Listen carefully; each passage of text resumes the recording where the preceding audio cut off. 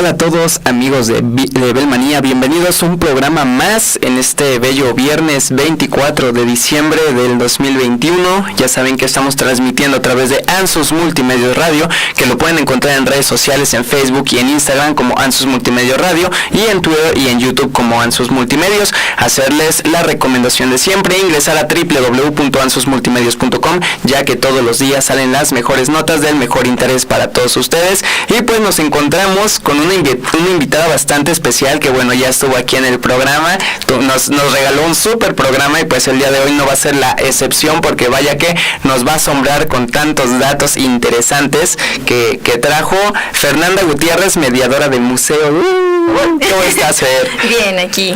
¿Cómo ya te sientes? Celebrando la Navidad. Ya es Nochebuena, ¿no? Sí. ¿Qué vas a hacer al rato? Celebrarlo totalmente ya, con la comida, ya pasamos las posadas, entonces vamos a ir con todo ya. Bien, y pues igual desearles a todos los que nos están viendo, pues una feliz Navidad, una Nochebuena, así que sea una verdadera Nochebuena, que no caigan tanto en los excesos. Bueno, si quieren es broma, pero si quieren no es broma. Y pues nada, vamos a hablar de bastantes cositas precisamente referentes a la Navidad, a estas festividades, porque ingresen porfa al Instagram de nuestra amiga Fer, porque sube datos súper increíbles, le pone un corazón a las historias que publica ahí en su Instagram. ¿Cómo te podemos encontrar? Me pueden encontrar como Fergie-Gutiérrez en Instagram. Y vaya que es una labor bastante padre, que bueno, lo habíamos comentado, ¿no? De pues que se lleva su tiempo y todo esto, y precisamente había puesto unos datos, y como ella sabe bastantes cosas, dije pues algo de Navidad, ¿no? Para conocer un poco de la historia local, cómo se desempeñaba pues esta celebración y todo ello. Entonces pues vamos a entrar en materia. Dinos por ahí qué cositas traes para el público. Sí, yo creo que todos hemos ido a una posada y es algo muy interesante y algo que se nos da siempre, entonces creo que ahí es donde empezamos como a involucrarnos un poquito más y saber cómo viene todo este show. ¿Tú has ido a posadas? Cuéntame. Sí, desde pequeño con mi abuelo allá en Ciudad de México. Era una costumbre bien padre, porque él vive en una unidad habitacional allá en Ciudad de México, y en cada edificio se hacía una posada. Eran creo que 8 edificios, y cada día se hacía una posada en un edificio. Y pues sí, la costumbre de ir con las velitas, que rompes piñata, que dan ponche y todo eso. Y pues es una celebración muy padre, ¿no? Que a lo mejor pues podemos ya tener como rutinario cada año, pero pues todo tiene un principio y un porqué, ¿no? Sí, así es. Parte de las posadas es muy importante porque todo empieza desde la parte novohispana, con esa parte de la evangelización. Sin embargo, vienen lo que son parte de los conventos y nos dicen que Papa Sixto nos comenta que le piden permiso a los agustinos para establecer aquí su convento, y ellos empiezan a pedir permiso para llevar a cabo estas celebraciones. Okay. Estas celebraciones empiezan a llevar a lo que son a diferentes puntos, como bien decía tu abuelito, acerca de estos recorridos que se hacían para compartirlo entre todos. Este convento se encuentra en México, que es en Acolpan. Incluso ellos tienen como ciertos festividades, hacen la festividad de la piñata, que también hacen ahí. Sin embargo, estas posadas también son muy distintas en la parte novohispana, porque pues había la separación de clases, ¿no? Okay. La clase alta, la clase baja. Claro. Incluso podemos encontrar como esta parte de algunas imágenes que vemos acerca de las posadas en la sociedad alta. Y esto es muy importante porque los rituales que llevaban son muy distintos, desde qué comían, qué bailaban, quiénes tocaban. Incluso entre las damas era muy dado como tocar lo que es parte del piano, cantar, bordar, que son algunas habilidades que debías de desarrollar en aquella época. Okay. También por la parte en la clase baja, pues es muy distinto también, dado que ahí la comunidad es muy, muy importante, porque pues se centraba solamente en la calle. Entonces aquí también vemos algo muy importante, que es lo que es el espacio público, que ha sido llevado al espacio privado. Okay. Entonces, cuando se hacen esta parte de lo que es las posadas, se hacían ante la iglesia, en el atrio, todos en comunidad. Pero una vez que se va desplazando lo que es parte de la tradición y la empiezan a hacer suya, ya cada quien es como una parte individual, y le empiezan a celebrar como por su propia pauta. Sin embargo, en la parte de la clase baja, pues se sigue celebrando en las calles. Entonces mantiene todavía como esa parte del espíritu. Incluso existen lo que son las misas de aguinaldo.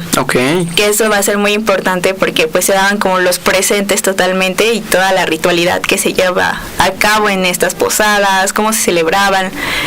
También en algunas actas de cabildo pues habían como esta parte donde nos dicen que piden permiso para encender velitas en la calle, para hacer esta parte de los cohetes, entonces que lleve como todo un proceso también.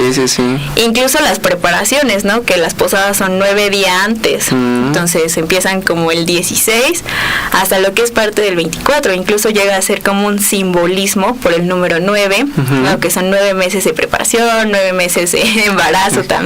Estación, entonces también implica como toda una ritualidad que se ha mezclado también en la parte novohispana y se ha colocado. Y hay algunas que todavía se preservan.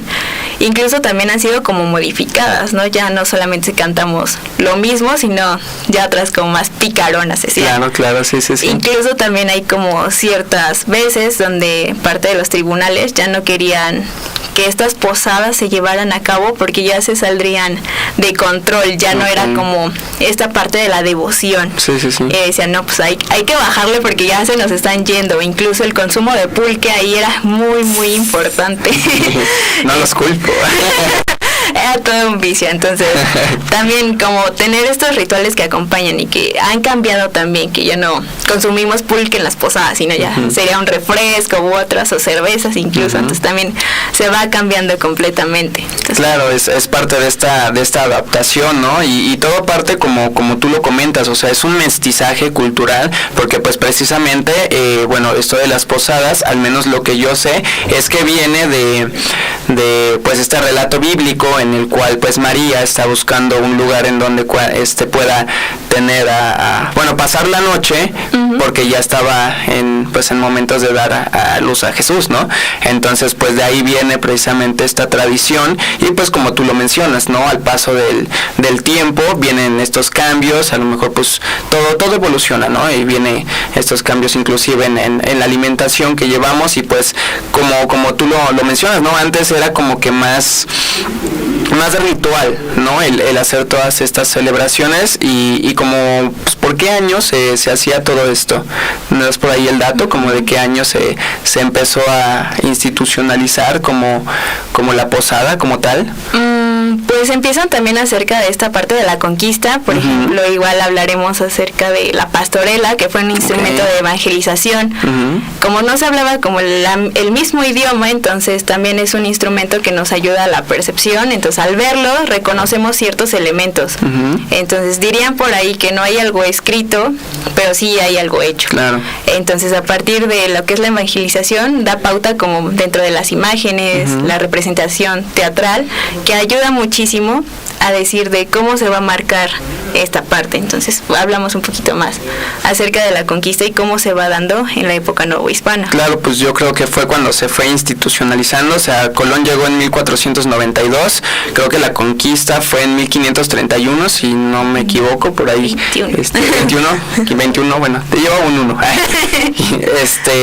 Entonces, pues por ahí, agosto, nos comenta ahí nuestro amigo Richard, y pues precisamente ya que estuvo aquí como que presente la cultura española, pues ya fue como que un proceso, ¿no? Porque vaya, en la historia de México hay bastantes cosas del por qué las cosas actualmente, para la redundancia, son como son, ¿no? Como lo comentamos, han venido pues evoluciones, pero todos vienen de un porqué, y esto de la pastorela también está bastante interesante, porque pues es como tú comentas, es una representación, ¿no? A lo mejor ellos pues no compartían el mismo lenguaje, pero pues sí el manejo de escena, las personas que hacían algo, pues sí, obviamente daban a entender que, ¿no? Y pues como lo comentas, fue un instrumento para evangelizar. Sí, incluso también como esta parte que hablábamos de la comida va a ser muy importante, porque pues ¿qué comían? ¿Cómo lo daban? ¿No? ¿Daban estas cenas tan grandes o tan chiquitas? Dentro de esta parte, mientras nos preparábamos para este especial, me encontré con un cartelón de repostería francesa. Que esto va a ser muy importante porque es el siglo XIX y ahí se ven como acerca de cómo un pastelero, un repostero, dice que ya tiene los mejores tributos, los mejores ingredientes para que tú puedas armar esta cena navideña, traídos desde Europa, los puedes armar en tu casa o los puedes comprar ahí, entonces te va indicando como ya están los confitados, el chocolate, los bombones, parte de los pasteles, entonces también es como de esto, también como se daba la pauta para negociar. Perfecto, por ahí tenemos una fotito precisamente de esto de la dulcería francesa, la podemos poner ahorita en pantalla, y pues sí, o sea, son todas esas cosas que fueron tomando forma, ahora sí que se fue institucionalizando, y pues vaya, cada uno hacía pues lo que le correspondía en ese tiempo, ¿no? Sí, incluso es como muy curioso ver qué es lo que comía la clase alta, cómo se preparaban ellos y cómo consumían o se daban este lujo de consumir algo dulce. Pero pues también en la clase baja, o sea, también teníamos como estos grandes disfrutes, por ejemplo, con el buñuelo navideño. Dentro de esto es como muy importante porque justamente en la receta indica y agregar un cuartillo de pulque. Entonces también es como estos buñuelos también están hechos de pulque, entonces también esta combinación entre lo que es la comida se va dando un poquito acerca de esta parte. Entonces es muy interesante cómo se dan los preparativos, en dónde comían, cómo lo hacían y a quiénes invitaban también, porque por la parte de la clase alta pues también veíamos que solamente invitaban como a los familiares cercanos, mientras como bien decías, nuevamente en las vecindades pues invitabas a todos y quien quiera caerle pues también llegaba, entonces también era una dinámica social muy distinta, pero compartían ciertas semejanzas totalmente. Claro, y esto creo que también tenemos por ahí una imagen referente a los buñuelos, ¿no? Creo que es como una recetita, ¿o qué es por ahí? Sí, es una recetita que sale en 1907 y este es tomado de la fototeca que también se tiene aquí en Puebla, entonces ahí vemos también la importancia de cómo documentar la publicidad, también las recetas que son muy importantes y podemos hacer como ciertas comparativas de qué cocinaban, qué cocinamos o si ya han cambiado totalmente. Ahorita no creo que ya le eche un cuartillo de pulque, no sé, también a que sepa. Fíjate que recientemente, hace un mes, tuve la oportunidad de pasar por Hidalgo y no me detuve a comprarlas, pero vendían conchas de pulque, o sea, una concha literalmente de pulque, y yo sí dije, ay, pues a qué es ahora, no pude degustarlas. Este fin de semana voy a estar por allá otra vez, voy a ver si tengo la oportunidad de comprar, y pues sí, porque o sea, a mí se me hizo muy extraño, ¿no? O sea, esa es una zona pues pulquera, ¿no? Es muy común eso y la barbacoa, pero o sea, el concepto, y había muchos como que puestitos saliendo de las grutas de Tolantongo que precisamente vendían eso, ¿no? Y es así como que pues dije al siguiente, pues ya y pues ya no hubo el siguiente, ¿no? Yo creo que me tardé mucho en decidir, pero pues precisamente son como mestizajes también, porque pues el pulque es como endémico de esta zona, y bueno, pues los postres y todo ello pues vienen de otro lado, y es precisamente esta combinación que en ese tiempo también se hacía, y pues por este ejemplo que doy todavía pues existe, ¿no? Es algo bastante interesante. Sí, cómo han perdurado también como ciertos elementos y cómo lo vamos modificando, dado que pues también la cultura es muy flexible y eso nos ayuda bastante como para saber qué preservar o qué podemos modificar también totalmente. Otro elemento que también se ha modificado y ha sido muy curioso ha sido lo que es la piñata. ¿Tú partías piñata cuando eras niño? ¿O todavía incluso? Fíjate que tengo un recuerdo. Yo cuando era pequeño me gustaba mucho Dragon Ball Z, y me acuerdo que dice Richard que él también. Me acuerdo que una vez fui a una fiesta, mi mamá me llevó a una fiesta y la piñata era de Goku, ¿no? Y entonces le empezaron a pegar a Goku y yo empecé a llorar y le dije, no le peguen a Goku, no le peguen a Goku, y así, pero pues precisamente es como tú dices, de este cambio, ¿no? Porque pues el significado de la piñata es otro, ¿no? Así es, nosotros creemos que la piñata es como un elemento muy mexicano que nos representa, pero la verdad es que no. Acabo de descubrir que no. Parte de esto se originan las piñatas en lo que es en la parte asiática, en China. Nos dicen que parte de los asiáticos construían estas piñatitas y lo que hacían era agregarle semillas. Entonces cada vez que alguien llegaba, pues le pegaba caían las semillas, todos se peleaban por ellas y las quemaban. Una vez que las quemaban, recogían estas cenizas y se las llevaban como una buena suerte, un augurio. Okay. Es como de, oh Dios mío, entonces son chinas otra vez. Sí. De hecho, o sea, qué impresión. Yo no tenía idea de este dato, pero pues sí, o sea, una tradición oriental, pues ya está bastante plasmada en el mundo occidental, ¿no? Fíjate que no tenía ni la menor idea de que viniera de Oriente. Sí, es muy peculiar porque nosotros lo identificamos como que piñata, México, los colores muy vibrantes. Entonces también es muy curioso como empezamos a adoptar a parte de otras culturas, incluso pues quien llega a llevarlo a lo que es parte de Europa es Marco Polo. Marco Polo a través de sus viajes empieza a descubrir estas piñatitas que dice que son muy curiosas porque son en forma de animales, como esta parte de la abundancia. Entonces lo que trae esa Europa es esta tradición, se establece en lo que es en la parte de Venecia, también en Italia, pero en Italia establecen como las piñatas muy distintas, que viene como su palabra de pignata, bueno, no sé bien cómo se pronuncia. Disculpen mi italiano. Y lo que significa es una piña. Entonces sus piñatas son en forma de piña.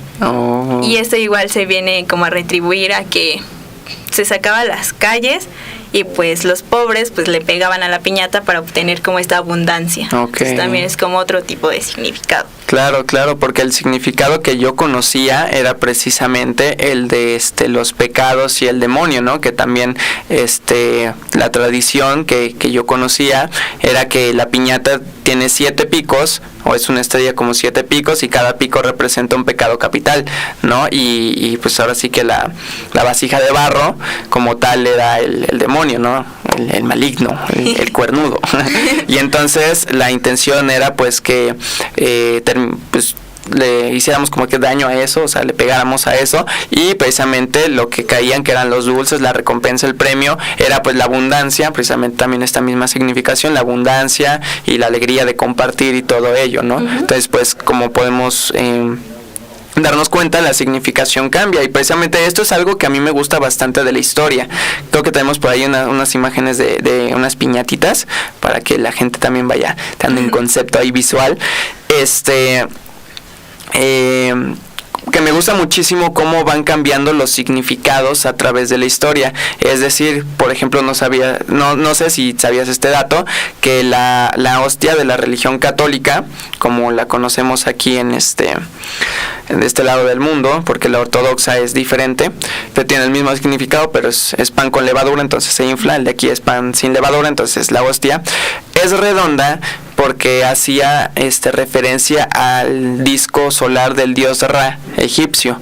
Entonces, pues precisamente es este significado que tiene que ver un dios con pues el judaísmo y todo lo cristiano, pero pues precisamente son cosas que pues lo vemos desde Grecia, Roma y todo eso, que van como que copiando estas cositas. Es un mestizaje cultural que lo interesante, o al menos a mí lo que me gusta, es indagar en el origen, ¿no?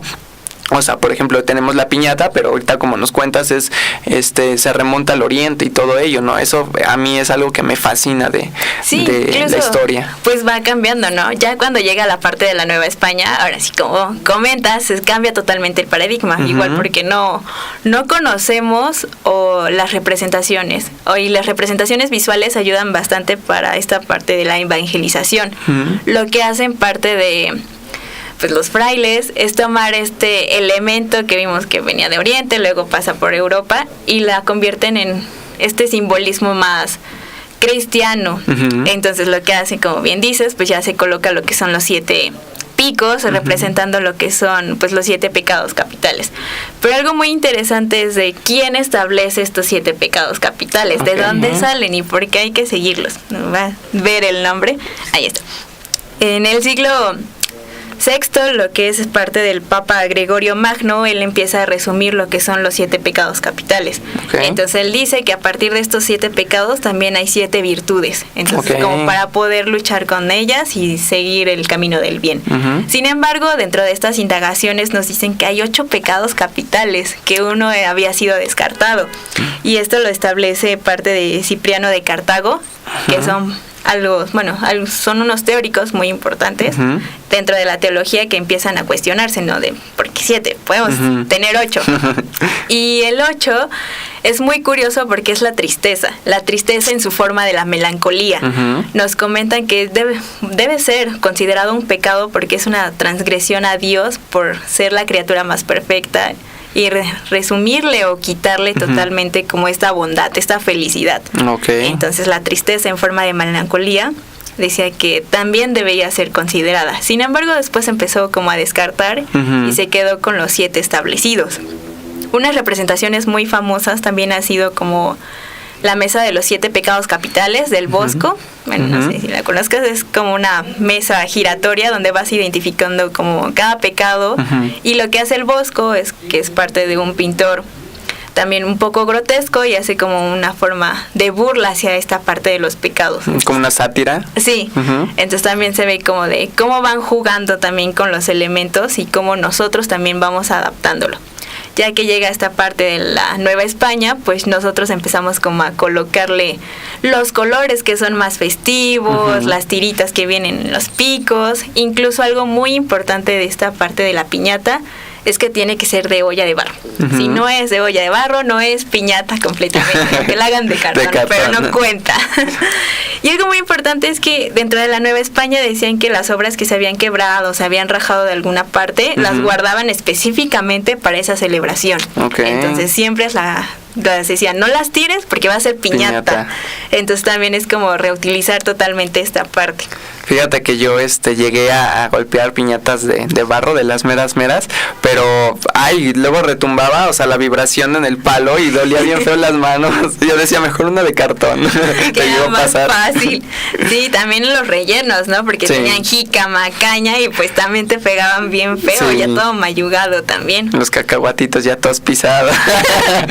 Sí, incluso las personas pues que también participan golpeando a la piñata también son como parte de este simbolismo. Entonces como el cristiano defendiendo totalmente o venciendo, como bien decías, a lo que es parte del mal. Nos decían que el demonio va a ser esta piñata, pero como le colocamos los papeles, es una máscara que utiliza para agradar o para seducir totalmente a las personas. Entonces también este participante con el palo es como la representación de las 3 virtudes cardinales que tienen, entonces que es la fe, la esperanza y la caridad. Entonces con estas llegan y le golpean totalmente. Una vez que se rompes, pues ya son como las bendiciones que te da lo que es parte de Dios y es como, todos se pelean por las bendiciones, no importa lo que sea. Sí, fíjate que a mí me gusta muchísimo la parte de la teología, precisamente por estas significaciones y toda la estructura que le dieron, por ejemplo, en los concilios, en el primer concilio de Trento, en el segundo concilio vaticano y todo eso, que le van dando como que estructura, y precisamente estos teólogos, estas personas pues dedicadas a la fe desde el entendimiento lógico, podría decirlo así, es bastante interesante. Bueno, es algo que a mí me apasiona muchísimo también, es investigar y entender, porque precisamente se van dando estas significaciones y estas grandes como también debates, ¿no? O sea, por ejemplo, que hay de estas personas que son como que muy fundamentalistas en la religión y están realmente haciendo cosas equívocas a lo que dicta la verdadera teología, ¿no? Es algo bastante interesante porque también es un estudio bien arduo el de la teología. Sí, y ahorita que comentas como esta parte de las prohibiciones, como en 1788 dicen, no, ¿saben qué? Las piñatas también se están descontrolando, necesitamos normarlas, dado que también alrededor, pues, estos golpes que les das a la piñata, pues recibes cantos.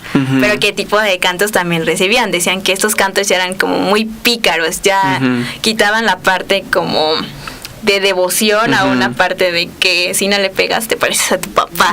Entonces también es como de, no, ya se está saliendo de control, pero la prohibieron por un cierto tiempo, sin embargo después vieron que no funcionaron. Claro. El ocio también y la emoción por pegarle era más ardua, entonces dijeron, no, hagan lo que quieran, ya quitamos esta regla porque van a seguir así. Entonces también los cantos alrededor de la ritualidad de la piñata, cómo va acompañando poco a poco y también como que suben los ánimos, o tal vez no tanto, pero sí es como muy importante cómo se va dando poco a poco también. Sí, estos cambios de tradiciones. Yo me acuerdo cuando estaba en historia de la música, cómo nos decían que la la misa como tal, o sea, duraba horas y que eran cantos en latín y así, que pues, o sea, ahora sí que las personas que pues no entendían el idioma, que eran la Vulgata, iba a estos lugares a celebrar la misa, pero como tal no entendía, o sea, el ritual, ¿no? Porque pues no estaban instruidos ni en el idioma ni en nada de ello. Y como es ahora la misa, ¿no? O sea, es una misa de 1 hora, más relax, ¿no? Hasta luego los sacerdotes echan ahí unos buenos chistes y todo esto. Ajá, y precisamente, pues como tú mencionas, ¿no? Estos cambios que pues la misma iglesia dice, bueno, pues hay que ser un poco flexibles porque pues no podemos ir en contra de lo que la gente pues le está gustando, ¿no? Porque pues realmente era una celebración que hasta la fecha se vive así, para convivir, para desestrés, para fraternizar, etcétera, etcétera, ¿no? Sí, ha cambiado totalmente. Por ejemplo, eso hablábamos también como del siglo XVIII, XIX, pero también qué pasa con esta parte de la modernidad en la parte del arte. A Diego Rivera le encargan lo que es parte de un mural en el Hospital Infantil en el Estado de México, y él trata de representar esta parte de las piñatas con los niños. Entonces también es como de su percepción de mezclar también la parte indígena con esta parte española. Entonces estos cambios totalmente, entonces se da como las mezclas que dan pauta, pero también como él quita lo que es parte del fondo y centra lo que son parte de los niños. Claro. Pero es muy divertido ver ese mural porque ves a los niños que están llorando, que están aventando por los dulces. Entonces también como estas representaciones pictóricas también siguen todavía muy vigentes y se siguen plasmando. Otro pintor que también me pareció muy interesante es Desiderio Hernández, que también es muy bueno y tiene lo que es un bodegón con unas piñatitas en forma de toro y también como parte de cañas, frutas, y esto va a ser muy importante porque él transforma lo que es la piñata. No vemos la piñata de 7 picos, vemos un toro. Entonces lo que él hace alusiones a la abundancia de la agricultura, entonces lo aterriza totalmente como a esta parte de, pues también de su contexto social, dado que él es de Tlaxcala. Entonces también empieza como a mostrar de que puede ser también como esta festividad un poco religiosa, pero también la podemos adaptar a nuestra cotidianidad, es muy importante. Entonces él llega a plasmar como esta parte. Entonces se me hace muy, muy peculiar. Y hablando de los museos, que no debía de faltar. Los museos. Se levantan los museos. También. Hablamos acerca del Museo de Arte Popular en México, el MAP, que ellos hacen una convocatoria, ya lleva como 12 años, acerca de la elaboración de las piñatas. Entonces hasta a partir de esto nos dicen que puedes elaborar tu piñata, pero obligatoriamente el elemento va a ser la olla de barro. Entonces ponen a esta parte creativa, abren lo que es parte de la convocatoria a artistas, colectivos, incluso extranjeros, para que puedan como interactuar y decir, bueno, este es nuestro elemento, pero ¿cómo lo representas tú? Entonces también hay como unas piñatas muy buenas, que son también muy curiosas. Hay piñatas de jaguar, de estas tablitas que se despliegan, creo que se llama la escalera de Jacob. También. Y también como estas escaleras de... estos señores que cargan como los canarios. Sí. Sí, entonces también como se van adaptando, pero tienen este elemento. Correcto. Incluso también como que todo tiene que ser artesanal. Si vas a ocupar algo industrial, pues estás descalificado totalmente. Entonces es algo muy interesante. Pueden darse su vuelta o buscarlo en su página. Creo que tenemos por ahí unas imágenes referente a ello, ¿no? Sí, y es como muy interesante de cómo van adaptándolas, incluso como la de tu anécdota, de cómo lo cambian ahora por un superhéroe. Entonces cambia totalmente. Ladybug. Somos fan de Ladybug. Y es como muy importante. Entonces ya no solamente se hace en diciembre, ahora ya es como en el cumpleaños, en el bautizo. Entonces esto se diversifica totalmente y ya es como de querer o no esa parte de la piñata. Incluso lo veo con esta parte de política, ¿no? Ya hacemos lo que somos piñatas con pues algún político famoso, y entonces como que también toman otro significado a partir de lo que era y cómo se ha transformado. Fíjate que sí, esta adaptación que mencionas es bastante importante, porque pues sí, algo de ser tan simbólico, tan de ritual, lo llegamos hasta los cumpleaños, como bien lo mencionas. Fíjate que también una festividad que se hace aquí en Puebla, que ya tuve la oportunidad de estar hace 2 años, es en Chipilo, y es la quema de la befana, que es la bruja. Entonces haz de cuenta que pues es una bruja enorme, como de unos 6 metros, yo creo. Y entonces se reúnen todos en un lugar y la queman, pero me recuerda mucho a la piñata, porque también es como de cartoncito y así. Entonces pues es la quema de la bruja, y allá las personas que habitan allá por Chipilo tienen orígenes italianos.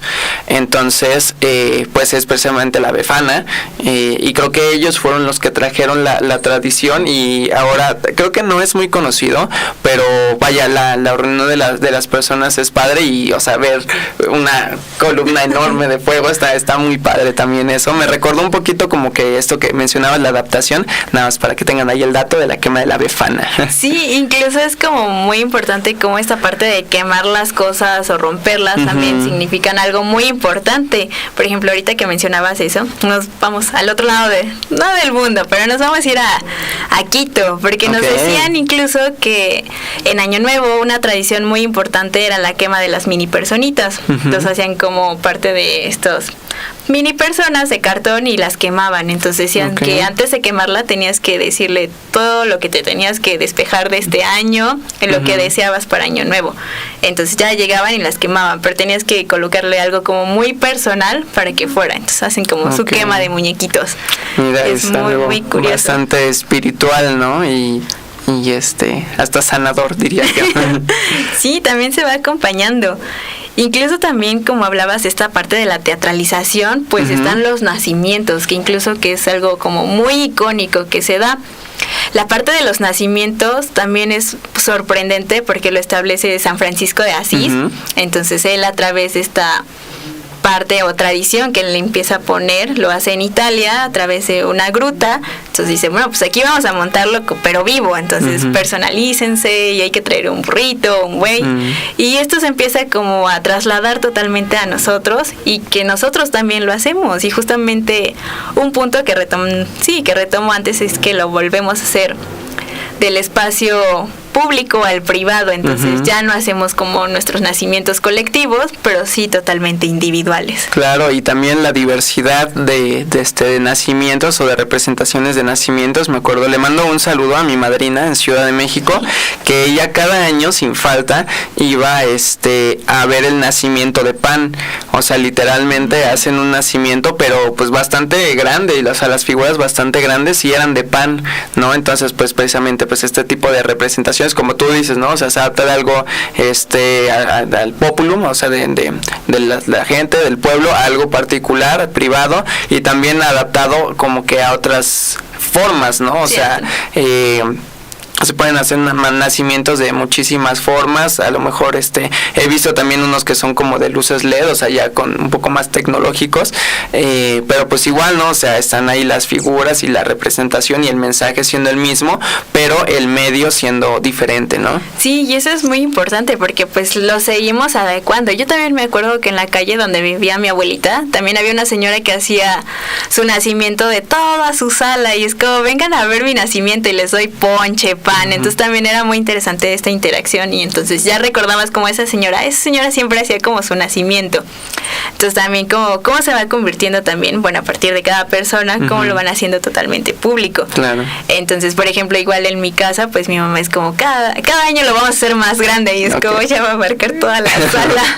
Entonces también son como ciertos elementos, incluso algunos que van agregando, ¿no? Porque pues conocemos el nacimiento tradicional, que es el burro, el buey, lo que es José, María, el niño, algunos borregos y pastores. Hay otros que le agregan como guajolotes, los Reyes Magos, estas casitas con los patos, Santa Claus al lado. Entonces también hacemos como un mix que también es muy interesante cómo lo vas adecuando acorde pues ya cada familia. Claro, me acuerdo que ayer que ya pude entrar a Facebook después de ver la película de Spider-Man, vi un nacimiento del multiverso y era precisamente que era un nacimiento hecho de varios personajes de Marvel en figurillas. O sea, ya eso se está descontrolando. Sí, entonces hay de todo y como bien dices, la materialidad pues va cambiando y eso es algo muy importante. En el fomento de Banamex hicieron una exposición acerca de esta parte de los nacimientos, de los maestros artesanos. Entonces había, como bien dices, pan, lo que estaba en esta parte de barro, de cristal. Entonces veías como esta diversificación y también cambiaban no solamente los elementos principales, sino también todo su paisaje, desde casitas, casas, árboles, incluso en Amozoc, que es como muy famoso ver esta parte de los nacimientos y que vayas, visites y los adquieras completamente. Ok, pues ahí el dato. Vamos a ir brevemente a un corte musical y vamos a regresar con más datitos, más historia de todo esto que está en este bello día, que es casi Navidad, Nochebuena. Entonces pues no se despeguen, ya volvemos a su programa Belmanía.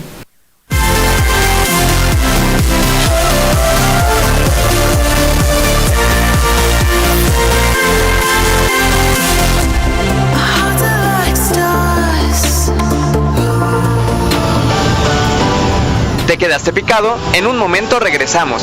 Recuerda mandar tus saludos a través de la transmisión en Facebook para mencionarlos al aire. Ya volvemos. Ansus Multimedios, espacio digital con propuestas inteligentes. Búscanos www.ansusmultimedios.com. Contenido de interés, foro de opinión, ideas con innovación. A tu alcance, a tu medida. Vanguardia digital. Ansus Multimedios.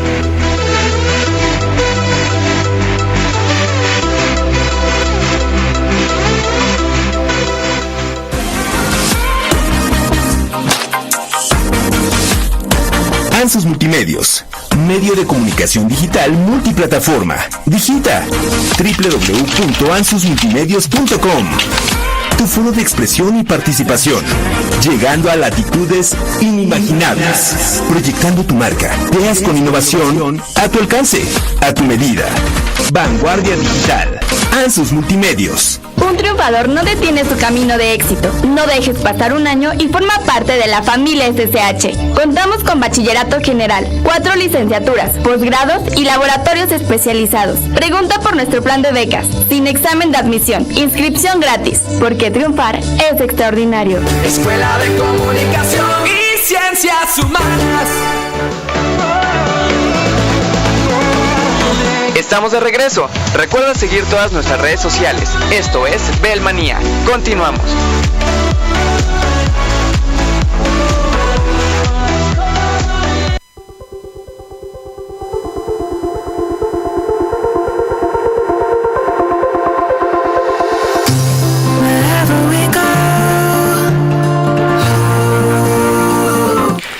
Ya estamos de regreso en su programa de Radio Belmanía. Rápidamente tenemos un anuncio para todos ustedes, ya que la SSH, la Escuela de Comunicación y Ciencias Humanas, que cuenta con más de 30 convenios y 25 años formando profesionistas exitosos, son tu mejor opción. Inicia clases con nosotros. Tenemos inscripciones abiertas. Aprovecha esta oportunidad y no te quedes fuera. Inscríbete gratis y obtén una beca del 30%. Lo escuchaste bien, inscripción gratis y una beca del 30%.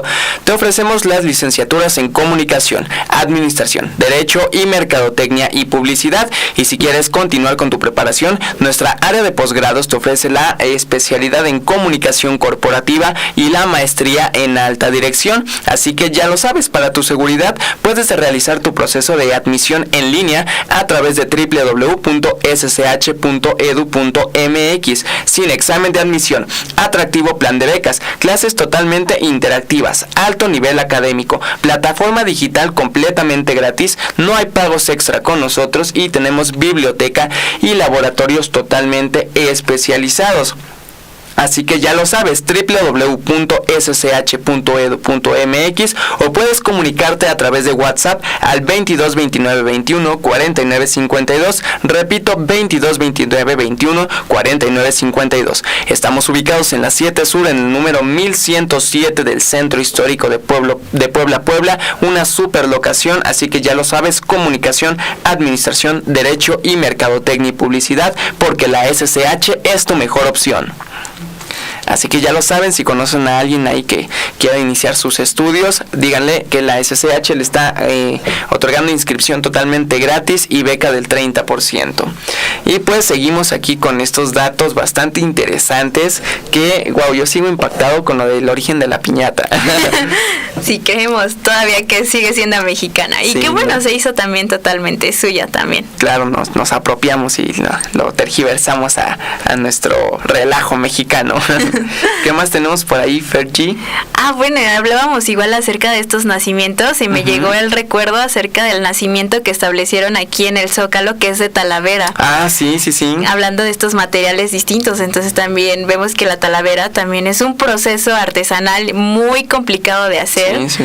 Dado que, bueno, primero se hace lo que es parte en barro, después se mete a diferentes quemas, entonces dentro de esas quemas, si no sale bien, en el jagüete, que ya es el quemado, y si se rompe, pues hay que volverla a iniciar. Entonces no me imagino también como lo complicado que ha de ser un nacimiento en Talavera. Sí, más que nada por el tamaño, ¿no? Sí, así está muy, muy grande. Y también como otros museos han colocado pues su nacimiento. Está el Museo Regional de Cholula, que también tiene exposición para que la vayan a ver. La Casa de los Muñecos también pusieron su nacimiento. Entonces también es como muy curioso ver también cómo ellos representan pues parte de esta costumbre que se da. Entonces también es muy importante. Y pues otros temas también ha sido como la pastorela que habíamos hablado, que es como muy importante. Incluso estos cambios ya no en la parte novohispana, sino en la parte del siglo XIX, cuando llega la luz eléctrica, ¿no? Como esta parte de la teatralización cambia totalmente. Pues antes estábamos con nuestras velitas, viéndolo, el calor aquí sudando. Que te quemas porque ya te cayó la gotita de cera. Entonces era muy complicado, pero ahora cuando llega la parte de la luz eléctrica y nosotros podemos controlar pues esta intensidad, también como les da otro tipo de ambiente también, estos sentimientos, enfocaron nuestro actor, cambiarlo, entonces también como que le da cierta profundidad a las escenas. Sin embargo, pues también empezó como siendo un teatro para evangelizar y pues como todo bien habíamos hablado, pues cambia por esta parte de la picardía, de que ya los diablos son como más divertidos, entonces también como que van cambiando esta parte del simbolismo. ¿Te tocó alguna vez estar? Sí, de hecho yo he tenido el papel de José. Ahí cuando pues era más joven, estaba en el catecismo y pues nosotros mismos hacíamos nuestra pastorela, ¿no? Para presentarla ahí en el atrio de la iglesia y todo ello, y me tocó representar a José ahí con mis diálogos, todo, ¿no? Hombre, me aventaron Oscars así, algo bonito. Y pues sí, de hecho también me han tocado ver estas precisamente pastorelas como que picaronas. Me acuerdo que hubo un evento en Cuautlancingo, Puebla, y yo fui mesero. Entonces hicieron pues fue en estas épocas de Navidad, hace 2 años, creo que también fue hace 2 años, y precisamente, o sea, los mismos integrantes, era una empresa que hizo su convivio, su cena, y ellos mismos se representaron, y no, o sea, un relajo que echaron los diablos ahí con los ángeles, con los pastores, y de verdad, o sea, les salió bastante bien, o sea, se ve que lo ensayaron bastante, no hubo como que así errores o algo así, no, de verdad, y precisamente es esto, resaltar esto que mencionas, que, o sea, le ponemos como que nuestra chispa y todo ello a la representación, que como tú bien dices, o sea, evoluciona a ser algo ritual, a lo mejor algo ya meramente por entretenimiento, ¿no? Sí, y algo bien curioso que cuando realizamos nuestras pastorelas es que José y María quedan como en segundo plano y aquí quien compite, son los pastores, con la parte de los ángeles y los diablos. Incluso es algo muy importante porque eso se estableció desde el principio. Pues nos dicen que también como para el teatro no está para leerse, está para verse. Entonces decían que había que compatibilidad en la cotidianidad con esta parte de los indígenas. Entonces decían, pues que ellos mismos se centren como en este papel de los pastorcillos y ellos van a entender como las dificultades que tienen en el camino para llegar como a esta parte de la salvación. Entonces muy curioso también cómo se van centrando más en ellos y José y María pues salen como en segundo plano. Y esto también va a ser como una estrategia pues didáctica para que también ellos aprendan y vean también cómo pueden compartir esta parte. Entonces es como muy interesante que no había notado incluso que es como que ya en segundo plano y nosotros vamos a enfocarnos. Y algo muy importante es que parte de estos teatros siempre tienen como una enseñanza moral. Claro. E incluso a partir de eso, pues también llevándolas a la contemporaneidad, es que también las que nosotros vemos hoy en día es que también siguen teniendo como esta parte de estas moralejas. Al final de todo siempre van como con esta enseñanza que siempre ha sido como muy dada. Claro, ¿no? O sea, estas épocas son de amor, de dar y compartir y todo ello, pues precisamente como estamos como a flor de piel en todos estos pues bellos sentimientos, pues se dejan estos mensajes para que pues sea más bonito, aparte del relajo, pues que tenga un mensaje positivo, ¿no? Sí, pero pues también, ¿qué serán las pastorelas y los villancicos? Sí, un tema bastante interesante, la antigüedad que tienen los villancicos, ¿no? Así es, incluso también hay como ciertas notas que nos dicen como en 1621 que habían como estos pedimentos como para poder cantar, alterar en la parte de las calles, adornar como nuestras imágenes de bulto para poder cantarles. Entonces también va a ser muy interesante cómo se va dando, incluso la Catedral de Puebla, de Oaxaca y del Estado de México eran como un super hit para poder cantar en los villancicos, dado que eran como las primeras en que estaban preparadísimas para dar en esta pauta. Y algo también como muy importante pues es quiénes hacían estos villancicos. Incluso hay un compositor que es muy importante en la parte de la Nueva España, que es Gaspar Fernández. Él fue maestro de capilla en lo que es parte de... Sí, un rango bastante alto. Capilla, o sea, mis respetos para los que fueron maestros de capilla. Sí, porque era un reto grandísimo. Entonces él empieza a hacer lo que es parte de un libro con 300 villancicos y entonces empieza a anotar. Pero lo curioso de esta parte de los villancicos es que entran como villancicos en español y en náhuatl. Y también hablan acerca de villancicos para mestizos, para negros, porque pues no todos podían cantar lo mismo. Entonces es muy interesante cómo estos maestros de capillas también como dictan qué vamos a cantar, cómo lo vamos a cantar y quiénes pueden involucrarse totalmente. Entonces la música también dentro de las iglesias como que daban la pauta para saber cómo. Así es, y ni qué decir de pues todas estas partituras o letras o canciones que a lo mejor se desaparecieron porque se tenía pues como que el recelo de cuando un maestro de capilla llegaba a ser maestro de capilla, supliendo a otro, quemaba todo el material o se deshacía del material del antiguo maestro de capilla porque ahora él era el nuevo maestro de capilla, ¿no? Entonces pues tenemos la documentación de los hechos que pues obviamente no nos permiten tener pues todo ese material físicamente y todo lo que se perdió también en ese tiempo, ¿no? Porque pues imagínate si hablamos de una clasificación también por la diversidad pues de clases, por así decirlo, que había en ese entonces, pues lo que se vino haciendo antes debió haber sido también bastante interesante, ¿no? Sí, también era como recelo, ¿no? De siendo músico, bueno, no sé, tú eres músico, tú me dirás. No, yo soy bien amor y paz. Bueno, en aquella época no, ya vimos que los quemaban, entonces también era como de, ¿por qué vamos a compartir las obras? Incluso otra parte dentro de la iglesia son las monjas, dado que tenemos como esta estructura arquitectónica del coro alto y el coro bajo dentro de los... ¡Ay, se me fue! De los monasterios, no son monasterios. ¿De los conventos? De los conventos, anda. Entonces va a ser como muy interesante también ¿quiénes iban a escuchar a estas monjas? Nos decían también que parte de los conventos como más ricos en aquella época, que era la parte del convento de la Concepción, solamente iban las personas para escuchar a cantar a las monjas en esta época, porque decían que cantaban tan bello y era gratis. Entonces debían aprovechar eso para alabar a Dios. Entonces decían, no, pues si quieres escuchar buena música y gratis, ve con las monjas. Entonces también era como esos tips que siempre eran como muy dados. Entonces también dejaban como al lado la catedral y es como de, vamos a buscar otro tipo de sazón para saber cómo hacían. Fíjate que tengo una anécdota bastante curiosa. Le mando primero un saludo a mi tía Conchita, Concepción, precisamente hablando de de la Concepción. Saludos a mi tía Conchita. Ella estuvo en un convento y me acuerdo que igual en estas épocas, o bueno, cuando de por sí generaban misa y las monjas cantaban, nos gustaba muchísimo, ¿no? Porque decíamos, es que cantan como ángeles, ¿no? Pero ellas, como tenían también conocimiento musical, decían, no, pues es que entre nosotras nos escuchamos y decimos, no, estamos bien desafinadas, pero pues ustedes dicen que se escucha bonito, ¿no? Sí, entonces como también todo su relajo que arman allá arriba, entonces sí es muy distinto, pero también es como muy importante también como estos libros de villancicos que ellas hacían y que cantaban.